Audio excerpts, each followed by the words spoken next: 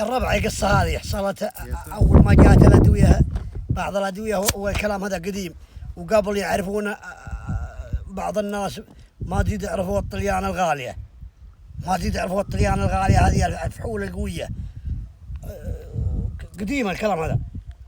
المهم ويا فيها هك الرجال جالس أظهر عندك كوارث الدنيا ومضحك، وحنا ما نحسب انه مسخن، وينشده واحد الراعي حلال، قال فلان، قال عندك حلال؟ قال ايه، وكل كلمتين ينشك. قال ايه؟ قال كم عندك؟ قال عندي 150 من الضان ومعي فوق 100 من المعزة. المهم وعيونه حمر. قال معك فحول؟ قال انت باني اعلمك؟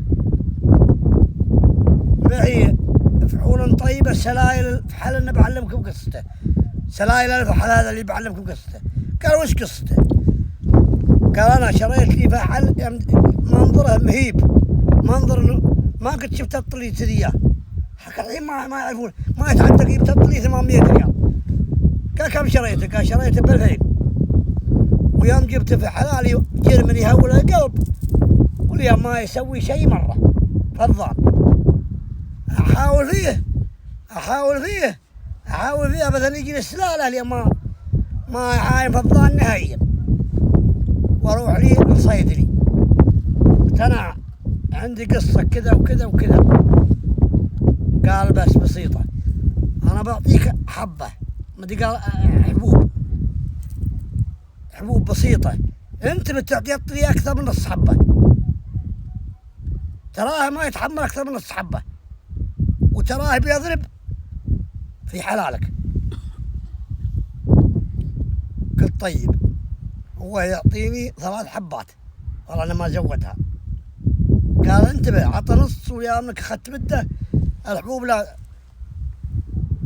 يقول انا اجيه اعطلي وانا اجيه وانا عاين في الثلاث. قلت احنا الثلاث ما مسويت شيء في طلي، ابى اعطيها الثلاث سوا.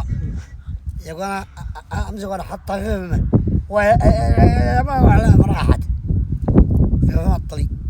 يقول يوم اخذت شوي لو يوم ما غط رقبته معزاي مع الضان سوا، وفيه تويس اللي يقرون الكبار.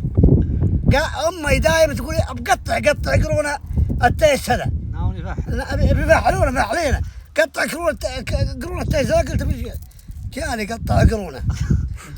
يقولوا مخالط معزاي وضاني. يقول يوم اخذنا 5 دقائق بعد اكل الحبوب كان يوم غط رقبته معسمه والطلي هذا ويفتحمه. يقول هو ياخذ شوي ويفتحمه، هو يقول تدرون يوم انها ناحر الحلال الله يدفع على البلا. ويقوم يلوبهن الوالد اللي جابت له رخل ولا الطفل، الوالد على المضرع على الحايل على هذا. يقول يا تويس معارضه، تويس يبو قرنات. يقول وهي تتجملون في ظهره في ظهر ابو قرنات وحنا التيس وهذا الطلي. يقول ويقوم يلوبها، هذا اللي ما نقدر نطلع الطلي ويسوي القيام مقامة حلالي.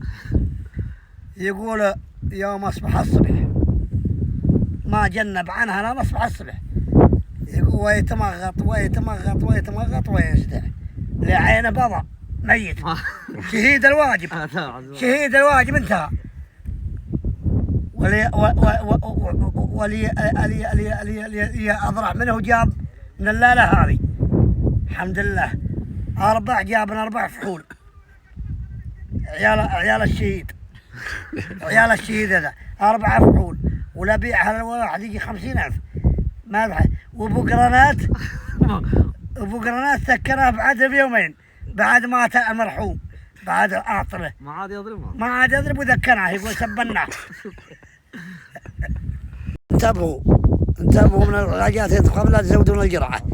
ثم تخلط الحاره على مستاجرها على هذا على واخرتها تشنف ضلعاتك وتموت. عاد انسان جاء عيال يخلفونك ولا يخلف الله.